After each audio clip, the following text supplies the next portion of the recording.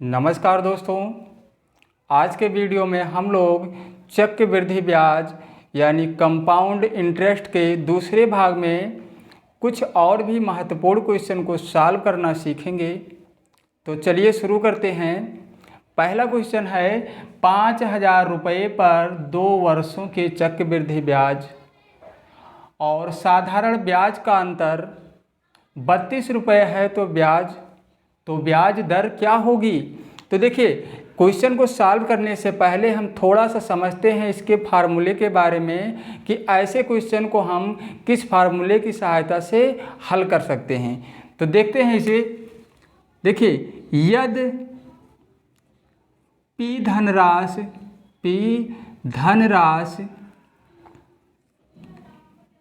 धनराशि का 2 वर्षों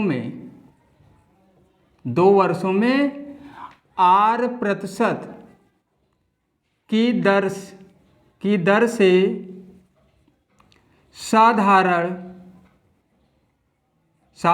ब्याज और चक्रवृद्धि ब्याज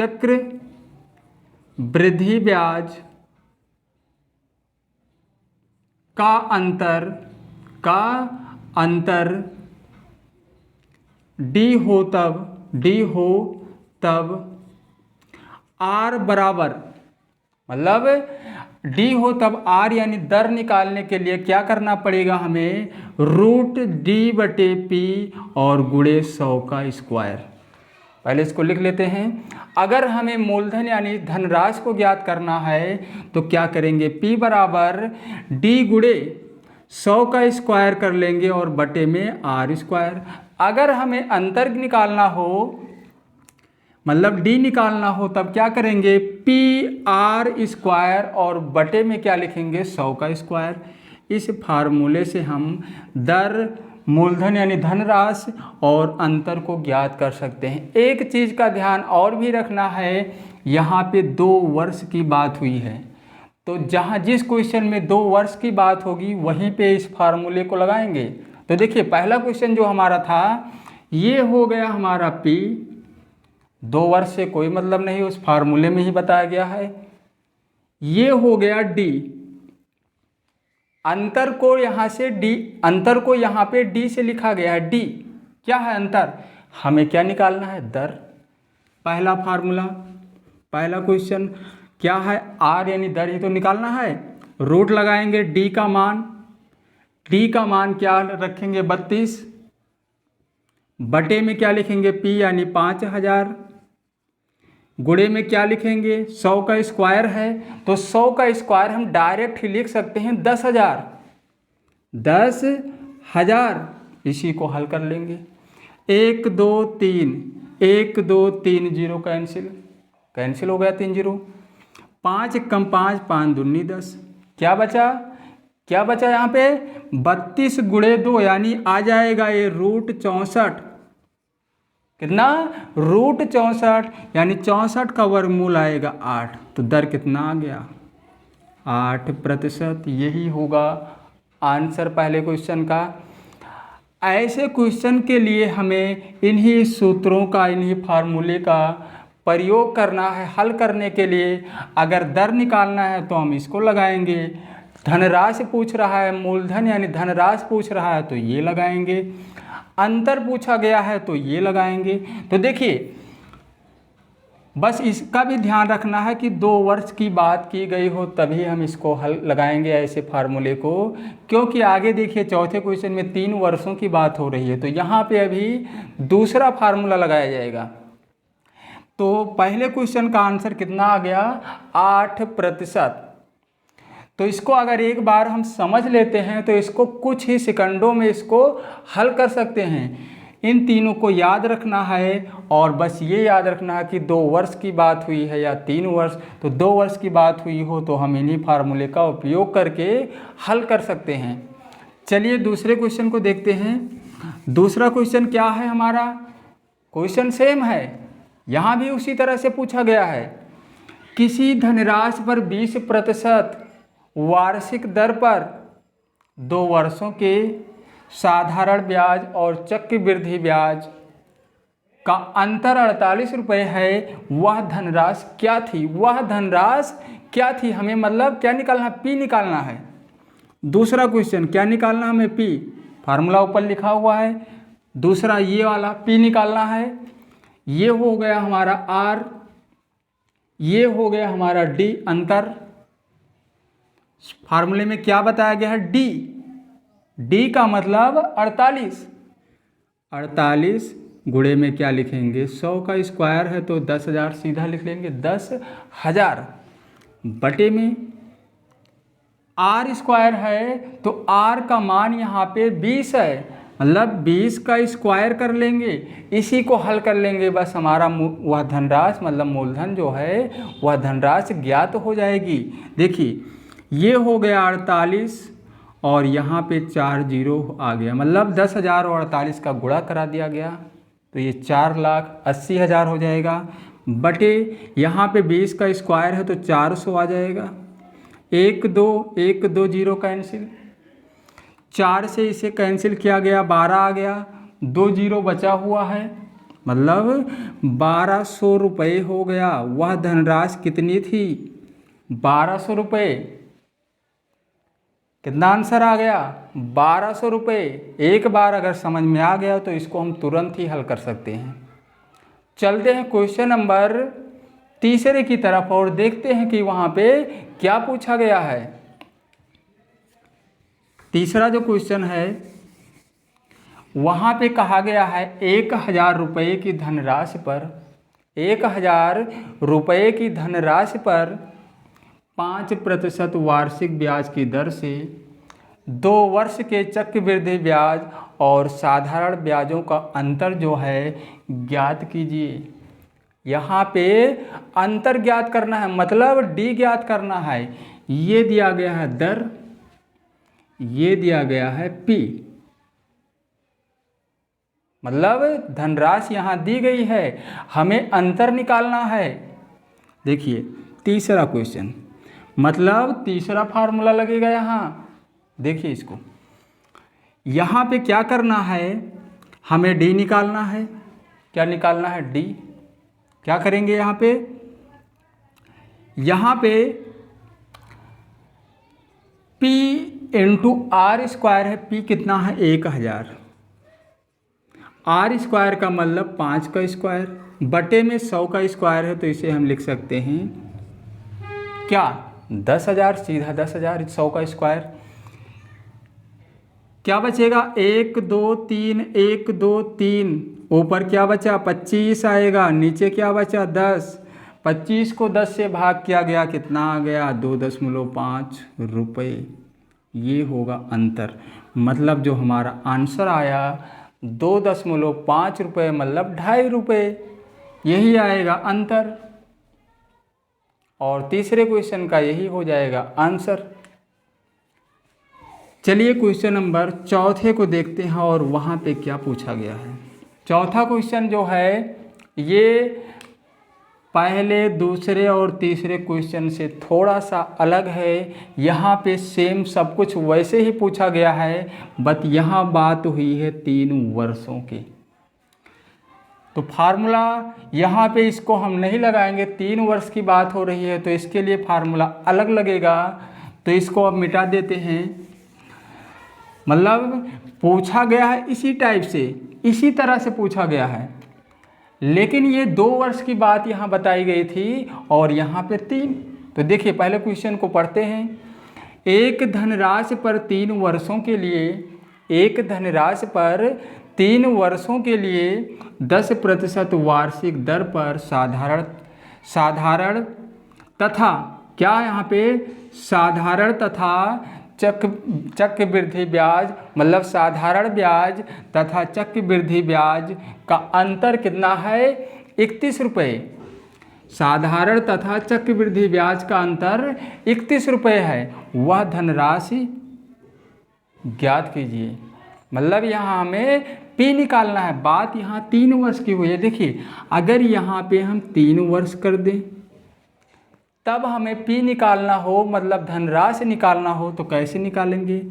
P बराबर कैसे इसको निकालेंगे, D गुणे, D हमारा अंतर है, D गुणे 100 का क्यूब, मतलब पावर 3 लग जाएगा यहाँ, और बटे में क्या लिखेंगे, आर स्क्वायर और 300 प्लस आर। इस फार्मूले से हम धनराशि को ज्ञात कर सकते हैं। देखिए तीसरा ही क्वेश्चन है, चौथा क्वेश्चन है, तो यहाँ पे हमें P निकालना है, D गुणे 100 का क्यूब, D गुणे 100 का क्यूब, तो D क्या है, D हमारा 31 है, कितना 31 गुणे 100 का क्यूब हो जाएगा इतना,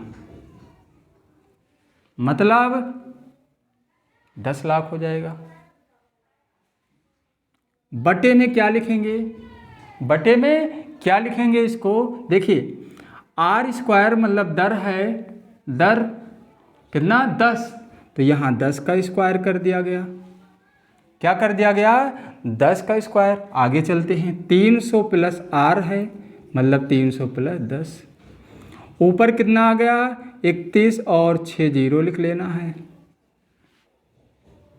उसके बाद बटे में क्या करना है, 10 का स्क्वायर था तो यहाँ पे आ गया 100, 10 का स्क्वायर था यहाँ 100 आ गया, 300 और 10 को जोड़ा गया 310। अब ये कितना हो गया, 31 लिखना है और 6 जीरो को लिख लेना है। बटे में ये हो गया 310 और 100 का गुणा कराया गया, तो ये हो गया 31,000। इसको कैंसिल करेंगे, 1 2 3, 1 2 3, 31 से कम 31, एक यहाँ और 3 जीरो यहाँ, मतलब 1,000 रुपये यहाँ बचा हुआ है। मतलब वह धनराशि जो है कितनी आ गई है, 1,000। तो जहाँ पर 3 वर्ष की बात हो और धनराशि पूछी जाए इस तरह के क्वेश्चन में, तो वहाँ पे हमें धनराशि को इस तरह निकालना है। 2 वर्ष वाले का दूसरा फार्मूला है और 3 वर्ष वाले का दूसरा फार्मूला है। देखिए तो इस तरह इसको निकालेंगे। यहाँ पे तीसरे क्वेश्चन का आंसर आ गया 1,000 रुपये। चलिए क्वेश्चन नंबर 5 को देखते हैं। 5वें क्वेश्चन में क्या कहा गया है, यहाँ पे ये कहा गया है 25,000 रुपये की राशि का 10% वार्षिक ब्याज की दर से 3 वर्षों में साधारण तथा चक्रवृद्धि ब्याज का अंतर कितना होगा। यहाँ भी बात हुई है 3 वर्ष की, ध्यान दीजिए यहाँ भी बात हुई है 3 वर्ष की। तो 3 वर्ष के लिए हम देखते हैं इसका फार्मूला कुछ दूसरा है, क्योंकि 2 वर्ष वाले में अंतर दूसरे फार्मूले से निकाला गया था और 3 वर्ष वाले में क्या करेंगे, यहाँ पे अंतर निकालने का जो फार्मूला है वो दूसरा है, मतलब डी निकालना है। डी बराबर कैसे निकालेंगे, पी आर स्क्वायर और इंटू 300 प्लस आर हो जाएगा, 300 प्लस आर, और बटे में क्या लिखेंगे, यहाँ पे बटे में लिखेंगे 100 का क्यूब। क्या लिखेंगे, 100 का क्यूब, 100 का क्यूब मतलब पावर 3, क्यूब का मतलब पावर यानी घात 3। अब देखिए पी कितना है यहाँ पे 25,000, दर यानी आर कितना है 10। बस इन्हीं दोनों की ज़रूरत है यहाँ पे। तो पी कितना है 25,000 कर लिया गया, आर कितना है 10, तो 10 का स्क्वायर कर दिया गया। अंदर क्या लिखेंगे, 300 प्लस में 10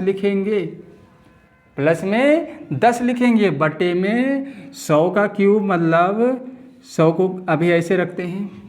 अब देखिए डायरेक्ट ही इसको लिखना पड़ेगा। यहाँ पे आएगा 10 का स्क्वायर मतलब 100 का गुणा इसमें कराएंगे तो ये इतना हो जाएगा, 2 जीरो इसमें और बढ़ जाएगा, बस और कुछ नहीं होगा। उसके बाद गुणा हो जाएगा, ये 310 हो जाएगा, 300 प्लस 10 310, बटे में यहाँ पे 100 का क्यूब है, मतलब यहाँ पे जीरो कितने आ जाएंगे 6, क्या हो जाएगा ये 6 जीरो 10 लाख हो जाएगा, 10 lakh. 1 2 3 4 5, 1 2 3 4 5 zero cancel, 5 zero cancel, 1 zero यहाँ से कैंसिल, क्या बचा? केवल हमारा बचा हुआ है यहाँ पे 25 गुणे 31। क्या बचा है? 25 गुणे 31। तो 25 और 31 का हम क्या करेंगे? गुणा कराएंगे। किसका? 25 और 31 का। 25 गुणे 31 हम करेंगे तो 25 आएगा, 3 पचे 15 और 3 दूनी 6 7, कितना आ जाएगा? 5 775 आएगा। कितना? 775। 775। ये क्या है 775? 775 रुपये अंतर आएगा। ये होगा हमारा आंसर, यानी डी, 775 रुपये अंतर आएगा और यही इसका आंसर होगा। क्या होगा? यही इसका आंसर होगा। तो आज के इस वीडियो में 5 क्वेश्चन को सॉल्व किया गया था और पांचों क्वेश्चन अलग अलग प्रकार के थे।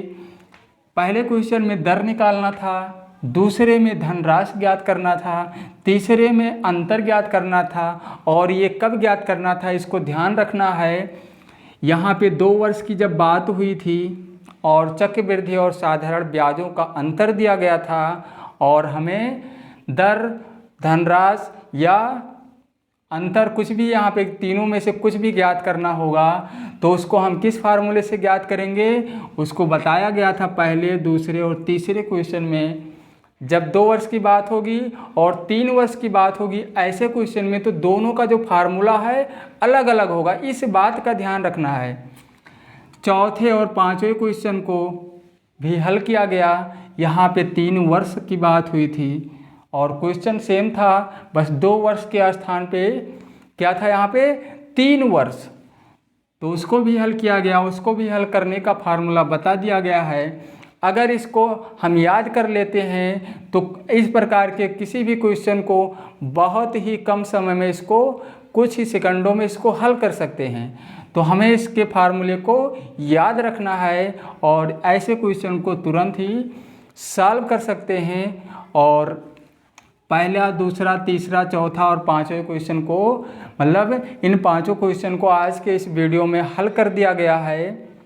और आज के इस वीडियो में बस इतना ही और फिर मिलते हैं अगले वीडियो में।